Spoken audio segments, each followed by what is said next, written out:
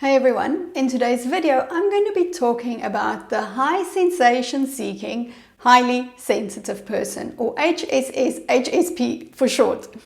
High sensitivity and high sensation seeking sounds like two completely opposite traits, and actually it is. That's why if you are a high sensation seeker and a highly sensitive person, it can be very confusing. So that's why I want to make this video, to help you understand a little bit more about these two conflicting aspects that you have, so that you can know yourself better and therefore create your life better. If you are new to my channel, hi, my name is Tertia. I'm an EFT practitioner and a coach, and I help highly sensitive people get unstuck and break through the things that hold them back so that they can live better and feel better. Say hi to us in the comments, introduce yourself, and please subscribe to my channel to get updated on my new weekly videos. So high sensation seeking is something that is present across all boards and all people. So it is not specific to a certain group of people. But when it comes to high sensation seeking and highly sensitive people, there's not a lot of information out there. And the most definitive work is by Dr. Tracy Cooper. So most of what I'm going to be talking about comes from the information that he has shared with us. So let's quickly look at what is high sensation seeking. What does that mean? I'm going to then share with you how it shows up for us as highly sensitive people. And then most importantly, I'm going to tell you what you can do to incorporate and balance these two sides of yourself. So let's start then with what is high sensation seeking. And really this can be categorized by 4 specific items. The first thing is that high sensation seekers are always looking for new experiences. So that means they enjoy going to new places, different restaurants, trying out different kinds of food. They're not really so fond of routine. The second thing that is particular to high sensation seekers is that they are thrill seekers. It means that they are at the extreme adventure junkies. They're looking for things that can give them adrenaline rushes. And they are also bored easily. So they need to be stimulated. They get understimulated quite easily. And then the fourth, specific to high sensation seekers, is a sense of disinhibition. So that means an disregard sometimes for societal norms, societal rules, and really going a little bit wild and taking things to the extreme. So that is what high sensation seeking is.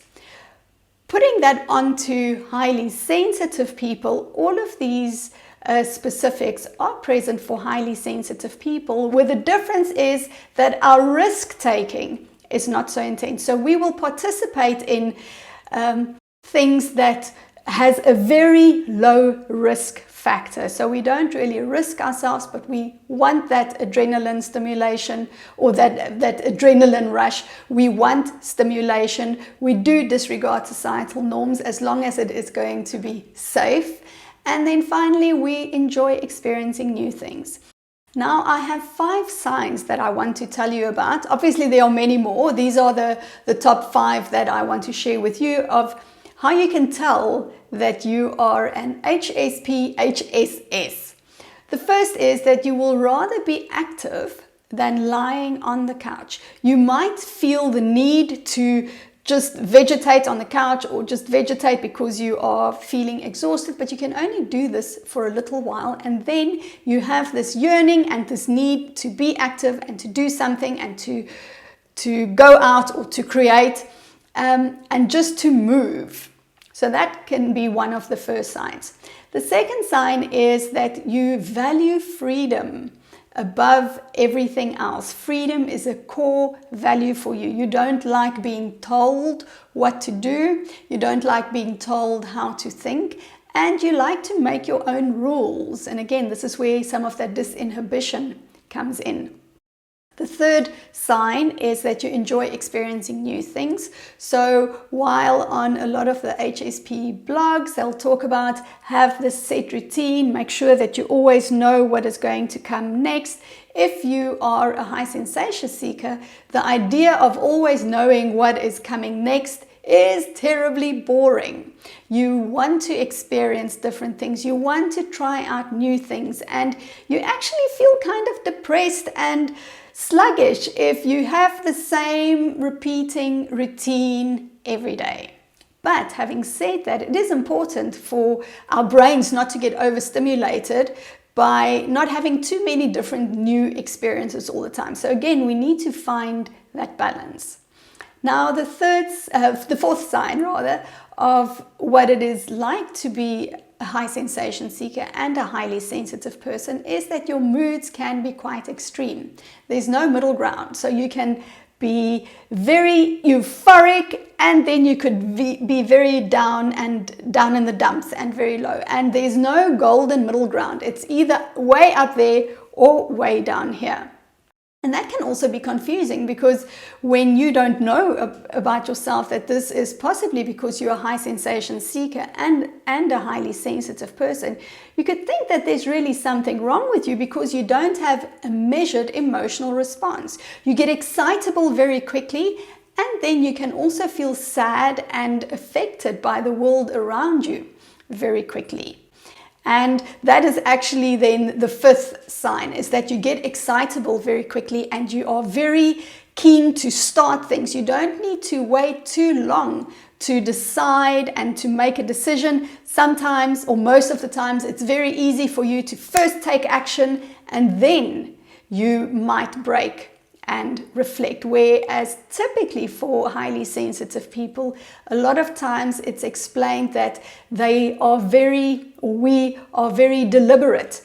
And yes, we can be very, very deliberate, but when you have that high sensation seeking part to you as well, then you will find that you might be quite impulsive at the same time to go and experience those new things. So the biggest challenge, of course, is that we need to find a way to balance these two extreme sides. The most important thing is to accept both parts of yourself. When you accept that you have these two parts to you and that they both need to be honored, then you can start making choices that's going to support that. If you don't know that you have both this yearning to take time to process information and to be alone, and at the same time you have this yearning for stimulation and adventure and new experiences, when you don't know this about yourself, it is very confusing to try and deal with all of the emotions and the discomfort that come up as a result of you not honoring your true nature, because you're trying to be something that you are not. So I'm hoping that by the information that I'm sharing with you in this video, it's going to help you get a new insight into yourself and a new insight in how you can, as I said earlier, marry these two parts of yourself. Saying no to yourself and having boundaries is the second tip that I want to share with you. There's a lot of talk about saying no to people in your life and having boundaries out there, but I think as highly sensitive people with high sensation seeking, the high sensation seeking trait, it's important that we learn how to say no to ourselves. You need to learn how to say no so that you can balance your two extremes. You need to learn how to say no for yourself so that you don't go for the rush. If it is time for you to take a step back and just recharge.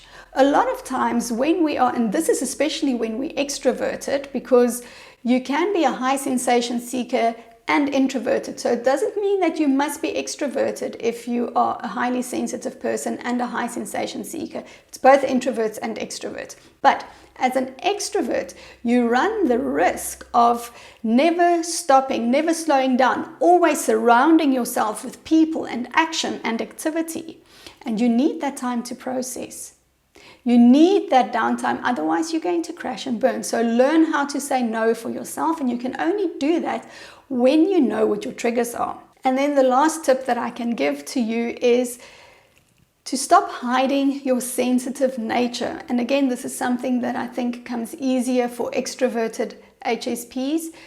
it's very easy for us to divert or to revert rather to our extroverted nature. It's very easy to put our extroverted side forward and present that to the world. But whenever you are suppressing a part of who you are, that takes a lot of energy and that takes a lot of effort.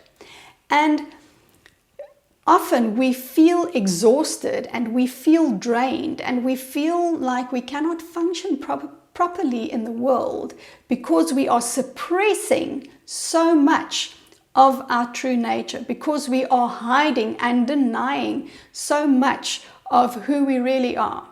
And once we begin to discover who we are, once we begin to discover what makes us tick and what our triggers are and how we can show up in the world, we begin to release that energy so that we can start using it for creating instead of suppressing. If you enjoyed this video, then please give it a thumbs up and subscribe if you haven't yet done so. I'd love to have you as part of our community. Thanks very much for being here, and I'll see you in the next one. Bye.